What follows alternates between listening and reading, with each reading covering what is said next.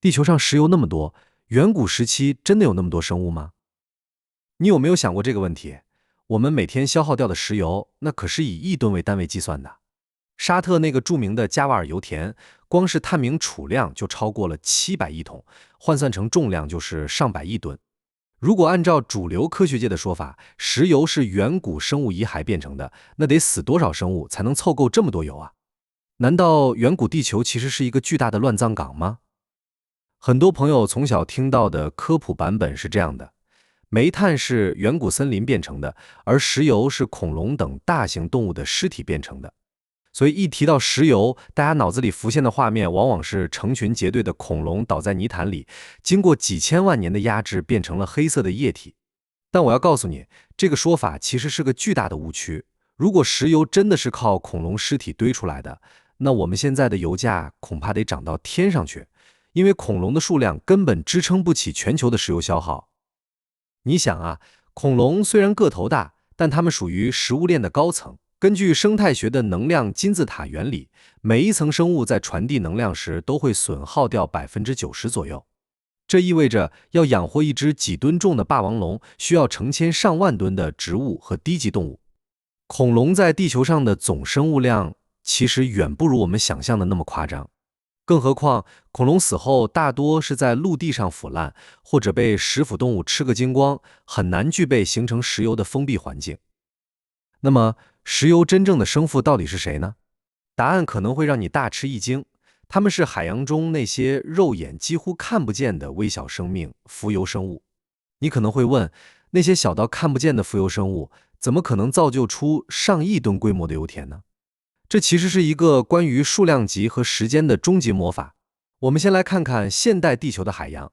根據《自然》雜誌上的一項研究，在任何一個時刻，全球海洋裡活着的浮游生物至少有10億噸。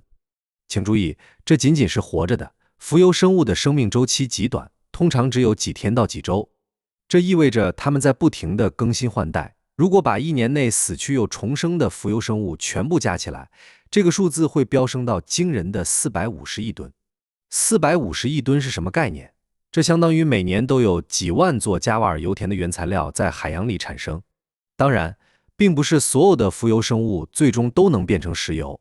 在自然界這個巨大的加工廠裡，損耗率高得驚人。大部分浮游生物死後會被其他生物吃掉，或者被細菌徹底分解，最後變成二氧化碳回到大氣中。只有極少数幸運兒，大約只有1%左右，能夠躲過捕食者和細菌的圍追堵截，沉降到缺氧的海底，被泥沙掩埋。即便只有1%，每年也有4.5億噸的有机质被埋入地下。现在，請你閉上眼睛，想象一下，這個過程持續了多久？石油形成的高峰期是在中生代，也就是距今約2.52億年到6600萬年前。這段時間長達1.86億年。我們來算一筆賬，就算每年只有4.5億噸原材料乘以1.86億年，那也是一個天文數字。相比之下，目前全球已探明的石油總儲量大約在2000億噸到3000億噸之間。你看，大自然其實非常大方，它準備了成千上萬倍的原材料，最後只留下了這麼一點點精華。所以，從生物量的角度來看，石油的來源完全解釋得通。遠古地球並不是生物不夠多，而是多到了超乎你的想象。但是要把这些浮游生物变成石油，光有數量是不夠的，還需要一場漫長而複雜的地下煉金術。當這些浮游生物的遺骸沉入海底，與泥沙混合形成淤泥層後，隨着地殼運動，它們會被埋得越來越深。在這個過程中，溫度和壓力開始穩步上升。第一階段叫做生物化學降解。在淺層地下，細菌會把有機質分解成一種叫做干酪根的蠟狀物質。你可以把它想象成石油的半成品或者生面團。隨着埋藏深度增加到2000米到4000米，溫度上升到60攝氏度到150攝氏度之間，真正的魔法開始了。這個溫度區間被地質學家形象地稱為生油窗。在這個窗口裡，干酪根開始發生熱解反應。長鏈的有機分子被打斷，變成了短鏈的液態烴，也就是我們所說的原油。如果溫度繼續升高，超過150攝氏度，石油就會進一步裂解，變成氣態的天然氣。如果溫度再高，超過200°C，所有的有機質都會變成焦炭。所以，石油的形成就像是在地壳裡燉湯，火候小了，湯不濃；火候大了，湯就糊了。只有在那個精準的溫度區間裡，才能熬出黑色的金子。熬出石油後，還沒完，石油是液態的，它在地下的高壓環境下會像水一樣四處流動。它會順着岩石的縫隙向上爬，直到遇到一層像鍋蓋一樣嚴密的、滲透性極低的岩層，比如頁岩或者岩層。這時候，石油就會被困在那裡，慢慢匯集成我們今天看到的油田。這個過程可能需要幾百萬年甚至上千萬年。所以，你今天加進油箱裡的每一滴油，其實都是大自然精心釀造了億萬年的陳年老酒。講到這裡，你是不是覺得石油的起源已經蓋棺定論了？別急，科學的魅力就在於它永遠允許質疑。關於石油的起源，科學界其實還藏着另一個更神秘、更具顛覆性的版本。這個版本可能會徹底顛覆你的認知。這個版本叫做無機成因論。這個理論認為，石油根本不是什麼生物遺骸變成的，而是地球深處自帶的碳元素在高溫高壓下直接合成的。換句話說，石油可能像岩漿一樣，是地球內部的一種原始物質。這個想法聽起來是不是很科幻？但它在科學界可是有一群重量級擁躉的。最早提出這個觀點的是化學元素周期表的發現者門捷列夫。他觀察到很多油田都分布在地殼的斷裂帶附近，而且石油的成分裡含有一些地幔中才有的微量元素。他大膽推測，地下的水與碳化鐵發生反應，就能生成碳氫化合物。到了20世紀50年代，蘇聯的地質學家們為了打破西方國家的能源封鎖，大力研究無機成因論。他們發現，有些油田在被開採枯竭之後，過了一段時間，竟然又長出了新的石油。比如车臣地區的某些油田，開採了幾十年後，產量竟然出現了回升。這怎麼解釋？難道地下的生物遺骸還能自我複製？後來，著名的天體物理學家托馬斯·戈爾德 （Thomas Gold） 把這個理論推向了高潮。他寫了一本書叫《深層熱生物圈》，提出了一個驚人的觀點。地球內部儲存着海量的原始碳氫化合物，它們從地球形成之初就存在了。這些物質不斷向地表滲透，而在滲透的過程中，地下的微生物吃掉了這些碳氫化合物，並在石油裡留下了它們的代謝產物。也就是說，我們看到的那些所謂的生命指紋，其實是地下微生物後來污染上去的，而不是石油本身的来源。戈爾德甚至預言，在那些完全沒有沉积岩、不可能有生物遺骸的地方，也能鑽出石油。為了證明這一點，他在瑞典的西里揚環形山一個巨大的隕石坑遺址主持了一次深鑽實驗。那裡全是堅硬的花崗岩，按傳統理論絕對不可能有油。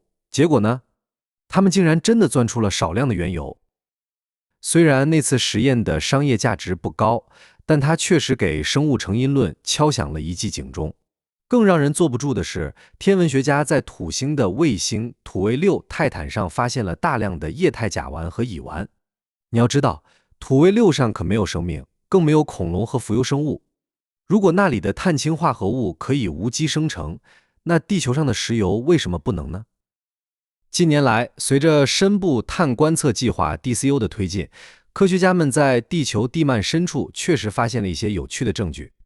最近，一項最新研究甚至表明，在實驗室模擬的地幔環境下，无機碳確實可以聚合成複雜的碳氫分子。如果這個理論是真的，那意味着石油可能並不是化石燃料，而是一種幾乎取之不盡的能源。只要地球內部的壓力還在，石油就會源源不斷地產生。那麼，我們到底該相信哪一個？目前，主流科學界依然堅持生物成因論。原因很簡單，我們在石油裡發現了大量的生物標誌物，這些分子就像是生物留下的指紋，只有生命活動才能產生。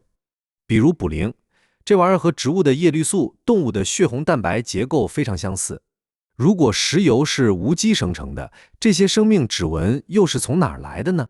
而且，全球絕大多數的油田都分布在沉積盆地裡，這與生物遺骸沉積的規律高度吻合。所以，目前的共識是，絕大部分石油確實來自遠古的浮游生物，但也不排除有一小部分可能來自地球深處的無機合成。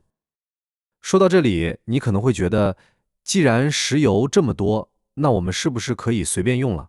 其實不然。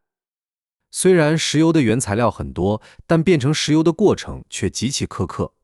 它需要一個完美的廚房，也就是我們前面提到的升油窗，而且油形成後還得有合適的岩層把它兜住，否則它就會散逸到地表揮發掉。這種天时地利人和的概率，讓石油依然是一種極其珍貴的不可再生資源。更重要的是，石油帶給我們的不僅僅是動力，還有沉重的代價。當我們燃燒這些封存了幾億年的太陽能時，也在把幾億年前的碳重新釋放回大氣。這就像是我們在短時間內把地球幾億年積攢的舊賬全部翻了出來，結果就是全球變暖，氣候異常。你想想，中生代之所以生物量那麼大，是因為那時候地球的大氣二氧化碳濃度極高，溫室效應非常明顯，整個地球就像一個巨大的溫室。如果我們把那些碳全部釋放出来，地球可能會重新回到那個酷熱难耐的時代。所以，無論石油是生物变的還是地球自帶的，尋找更清潔、更可持續的能源，依然是人類文明必須面對的終極課題。好了，聊了這麼多，你覺得石油到底是生物遺骸變成的，還是地球內部自帶的寶藏呢？你相信石油有一天會枯竭嗎？歡迎在評論區留下你的看法，我們一起討論。